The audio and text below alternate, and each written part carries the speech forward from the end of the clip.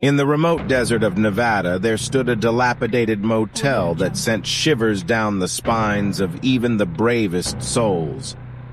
It was known as the Clown Motel, a place where childhood nightmares became all too real. Legends whispered that the motel was cursed, built upon an ancient burial ground of a long-forgotten circus troupe, and it was said that their restless souls still haunted the grounds. The motel's sign displayed a grinning clown face, its peeling paint and faded colors making it all the more eerie.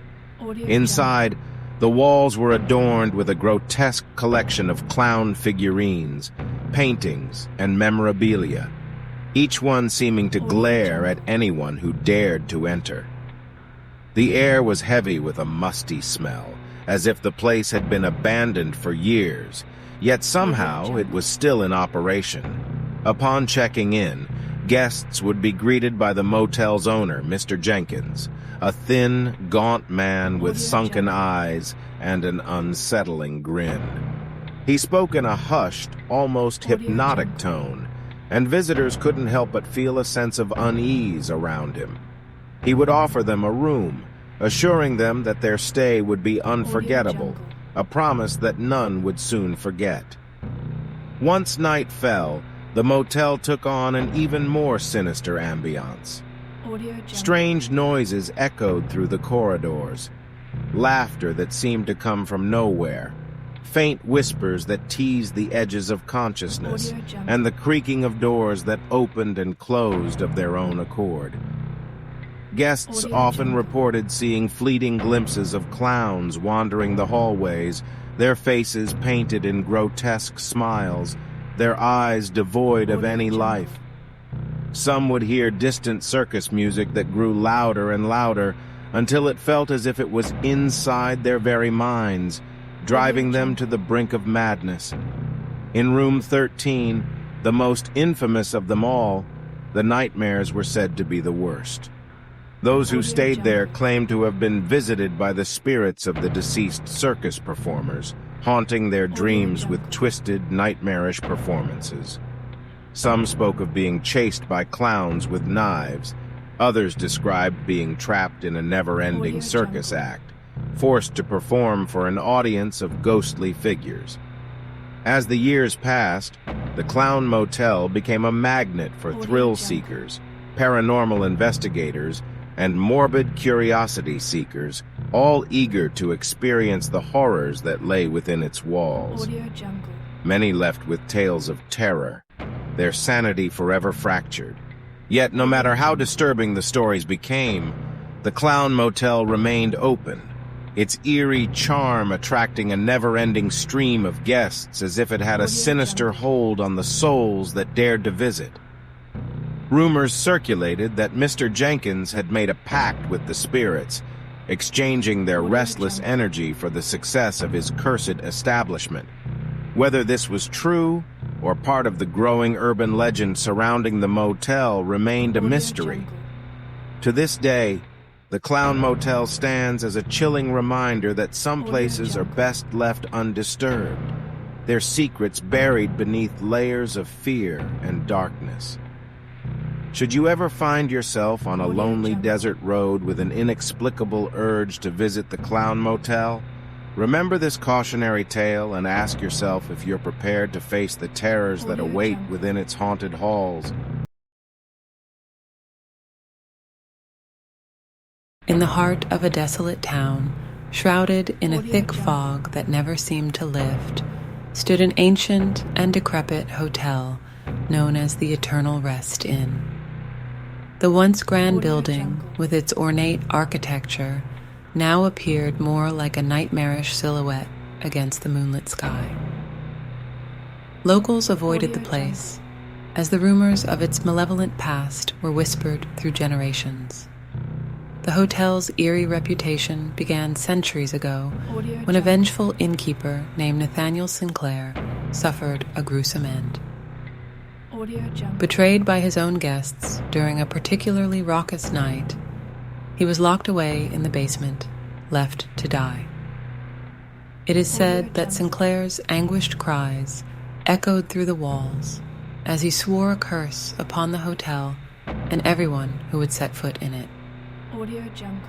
As the years passed, unsuspecting souls stumbled upon the haunted hotel, seeking refuge or drawn by morbid curiosity. Audio Jungle. Many would check in but never check out. Strange and unsettling occurrences plagued each guest.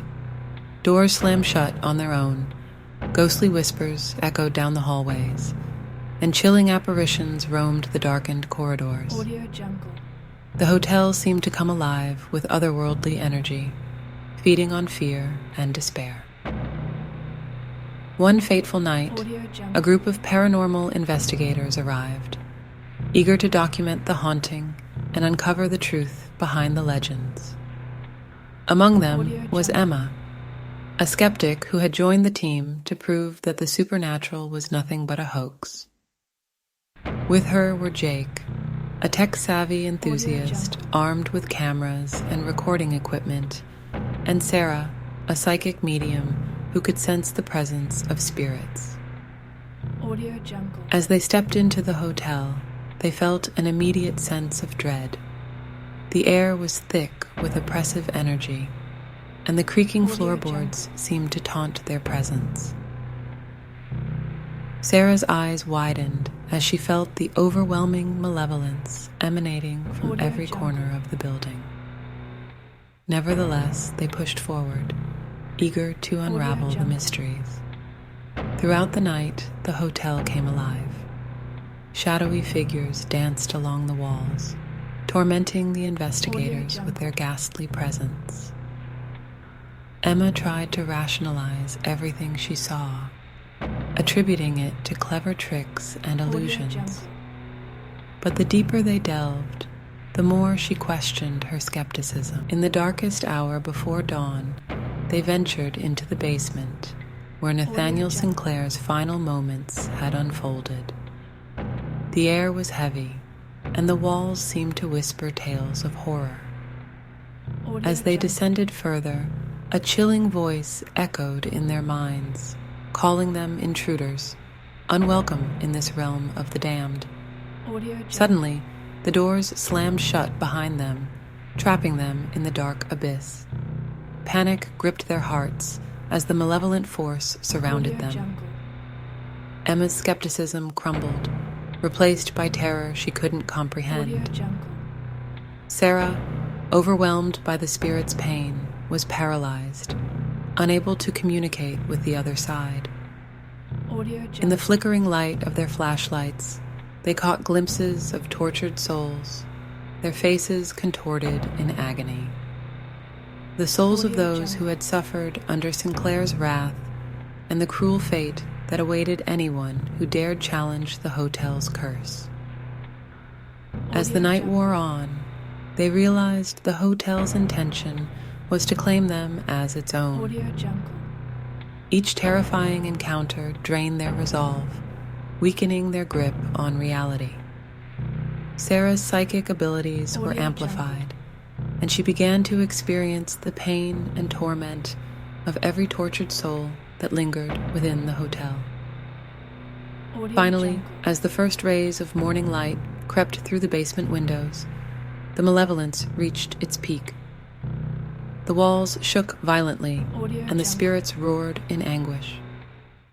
In a last-ditch effort to escape, they broke through the doors, fleeing the eternal rest inn.